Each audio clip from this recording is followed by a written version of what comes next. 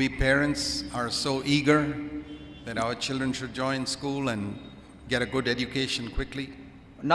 ನಾವು ತಂದೆ ತಾಯಿಗಳಾದ ನಾವು ನಮಗೆ ಬಯಕೆ ಇದೆ ನಮ್ಮ ಮಕ್ಕಳು ಹೆಚ್ಚೆಚ್ಚು ಓದಿ ಡಿಗ್ರಿಯನ್ನು ಪಡ್ಕೊಳ್ಬೇಕು ಅಂತ. And we are very happy when our children study more and more and more.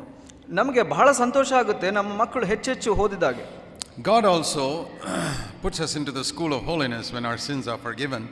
ದೇವರು ಕೂಡ ನಮ್ಮ ಪಾಪ ಪರಿಹಾರದ ನಂತರ ಈ ಪರಿಶುದ್ಧತೆಯ ಶಾಲೆಯಲ್ಲಿ ಹಾಕ್ತಾರೆ. But he finds that some people drop out in first standard or second standard. ಆದರೆ ಅವರು ನೋಡ್ತಾರೆ ಕೆಲವು ಮಕ್ಕಳು ಮೊದಲನೇ ಎರಡನೇ ತರಗತಿಯಲ್ಲಿ ಕಳೆದು ಹೋಗೋದನ್ನ ನೋಡ್ತಾರೆ.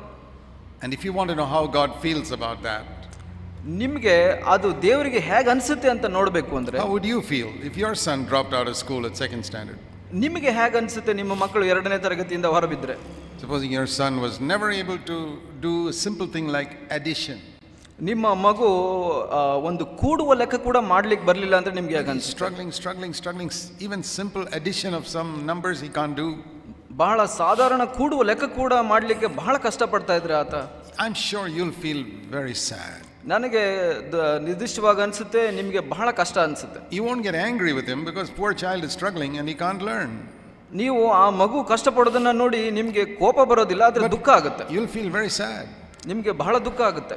I want to tell you, God's not angry, but he's very sad with a lot of his children. ನಾನು ಹೇಳಲಿಕ್ಕೆ ಬಯಸ್ತೀನಿ, ದೇವರಿಗೆ ಕೋಪ ಬರೋದಿಲ್ಲ, ಆದ್ರೆ ದುಃಖ ಆಗುತ್ತೆ. Now I want to tell you about a simple law which is very very important if you want to progress in the school. ಈ ಶಾಲೆಯಲ್ಲಿ ನಾವು ಮುಂದೆ ಹೋಗಲಿಕ್ಕೆ ಮುನ್ನುಗ್ಲಿಕ್ಕೆ ನಾನು ಒಂದು ಸಾಧಾರಣವಾದ ಒಂದು ನಿಯಮವನ್ನು ತಿಳಿಸಲಿಕ್ಕೆ ಬಯಸ್ತೇನೆ. That is found in 2 Corinthians chapter 7. ಅದು 2 ಕೊರಿಂಥ 7ನೇ ಅಧ್ಯಾಯದಲ್ಲಿದೆ. 2 Corinthians chapter 7. 2 ಕೊರಿಂಥ 7ನೇ ಅಧ್ಯಾಯ ನೋಡೋಣ. Here it tells us that we have some wonderful promises God has given us. ಇಲ್ಲಿ ಹೇಳುತ್ತೆ ನಾವು ದೇವರಲ್ಲಿ ಇರುವಂತ ಬಹಳ ಅದ್ಭುತವಾದ ವಾಗ್ದಾನಗಳ ಬಗ್ಗೆ. The promise, for example, in chapter 6 verse 18, I will be a father to you and you shall be sons and daughters to me, says the Lord Almighty. 6ನೇ ಅಧ್ಯಾಯದಲ್ಲಿ ನೋಡ್ತೇವೆ ನಾವು, ನಾನು ನಿಮ್ಮನ್ನು ಸೇರಿಸಿಕೊಂಡು ನಿಮ್ಮ ತಂದೆಯಾಗಿರುವೆನು, ನೀವು ನನಗೆ ಕುಮಾರ ಕುಮಾರಿಯರು ಆಗಿರುವಿರೆಂದು ಅಂತ. When you have such a promise, ನೀವು ಅಂತ ಒಂದು ವಾಗ್ದಾನವನ್ನು ಇರುವಾಗ, God will be your father, God will be your father, ದೇವರು ನಮ್ಮ ತಂದೆಯಾಗಿರ್ತಾರೆ, and you will be a son or a daughter. ನೀವು ಕುಮಾರ ಅಥವಾ ಕುಮಾರಿ ಆಗಿರ್ತೀರಾ. What should you do? ನಾವು ಏನು ಮಾಡಬೇಕು ಅದಕ್ಕೆ? In the next verse it tells us what we should do. ನಾವು ಏನು ಮಾಡಬೇಕು ಅನ್ನೋದನ್ನ ಮುಂದಿನ ವಚನದಲ್ಲಿ ತಿಳಿಸುತ್ತೆ. If you have such a wonderful promise, ನೀವು ಅಂತ ಒಂದು ಅದ್ಭುತವಾದ ವಾಗ್ದಾನ ಇರುವಾಗ, here is what you should do. Here is what you should do. ಇಲ್ಲಿ ನಿಮಗೆ ತಿಳಿಸಿದೆ ಏನು ಮಾಡಬೇಕು. Let us cleanse ourselves from all defilement of flesh and spirit, perfecting holiness in the fear of God.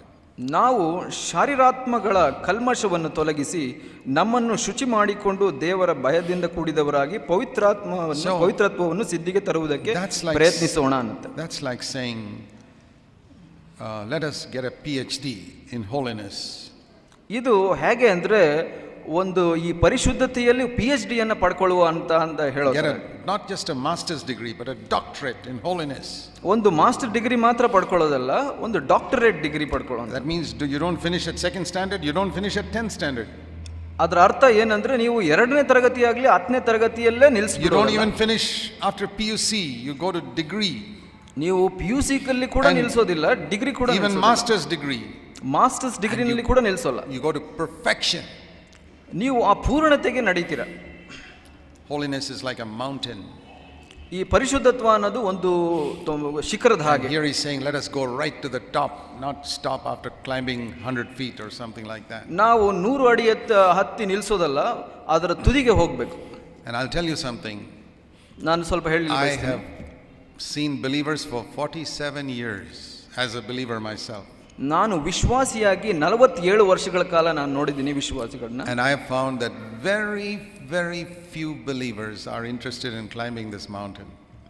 ಬಹಳಷ್ಟು ಕೆಲವೇ ವಿಶ್ವಾಸಿಗಳು ಈ ಶಿಖರವನ್ನು ಹತ್ತಲಿಕ್ಕೆ ಆಸೆ ಇರುವಂತರಾಗಿದ್ದಾರೆ. Very very few people are interested in what it says here, perfecting holiness.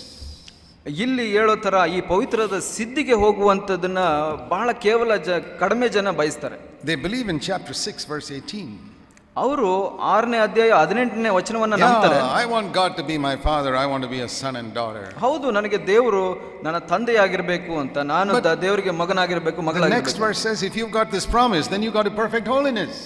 ಇಲ್ಲಿ ಈ ವಾಗ್ದಾನ ಇದೆ, ನೀವು ಪವಿತ್ರತ್ವದ ಸಿದ್ಧಿಗೆ ಬರಬೇಕು ಅಂತ.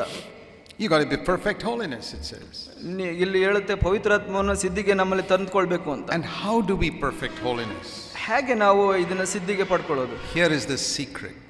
ಇಲ್ಲಿ ಒಂದು ರಹಸ್ಯ ಇದೆ. In the fear of God. ಭಯದಲ್ಲಿ ಅಂತ ಹೇಳುತ್ತೆ, ದೇವರ ಭಯದಲ್ಲಿ ಅಂತ ಹೇಳುತ್ತೆ. That is how we perfect holiness. ಹಾಗೆ ನಾವು ಈ ಪವಿತ್ರತ್ವವನ್ನು ಸಿದ್ಧಿಗೆ ಪಡ್ಕೊಳ್ತೀವಿ. If we don't have the fear of God, ನಮಗೆ ದೇವರ ಭಯವಿಲ್ಲ ಅಂದ್ರೆ then we cannot perfect holiness. ನಮಗೆ ಈ ಪವಿತ್ರತ್ವದ ಸಿದ್ಧಿಗೆ ಪಡ್ಕೊಳ್ಳಿಕ್ಕೆ And that is the reason why many people do not progress in holiness. ಅದೇ ಒಂದು ಕಾರಣದಿಂದ ಈ ಪವಿತ್ರತ್ವದಲ್ಲಿ ವಿಶ್ವಾಸಿಗಳ ಮುಂದೆ ಬರೋದಿಲ್ಲ. Right from the kindergarten class, kindergarten ಮಟ್ಟದಿಂದ we have to learn the fear of God. ನಾವು ಆ ದೇವರ ಭಯವನ್ನ ಕಲಿಯಬೇಕಾಗಿದೆ. And all the way, the more you fear God, the more you become holy. ಹೆಚ್ಚೆಚ್ಚು ನಾವು ದೇವರಿಗೆ ಭಯಪಟ್ಟರೆ ನಾವು ಹೆಚ್ಚು ಆ ಪರಿಶುದ್ಧತ್ವವನ್ನು ಪಡ್ಕೊಳ್ತೇವೆ. So we can say like this, ನಾವು ಹೀಗೆ ಹೇಳ್ಬೋದು, according to your fear of God, you'll be holy. ನಾವು ನಮ್ಮ ಆ ದೇವರ ಭಯದ ಈ ಮಟ್ಟಿಗೆ ಎಷ್ಟು ಪ್ರಮಾಣದಲ್ಲಿದೆ ಅಷ್ಟು ಪವಿತ್ರತ್ವದಲ್ಲಿ ಬೆಳ್ತೀವಿ. If your holiness level is very low today, it's because you fear God also only that much. ನಿಮ್ಮ ಪವಿತ್ರದ ಮಟ್ಟ ಯಾಕೆ ಕಡಿಮೆ ಇದೆ ಅಂದ್ರೆ ದೇವರ ಭಯದ ಮಟ್ಟ ಕೂಡ ಕಡಿಮೆ ಇದೆ ಅಂತ ಅರ್ಥ. That's a very serious thing. ಅದು ಬಹಳ ಗಂಭೀರವಾದ ವಿಷಯ.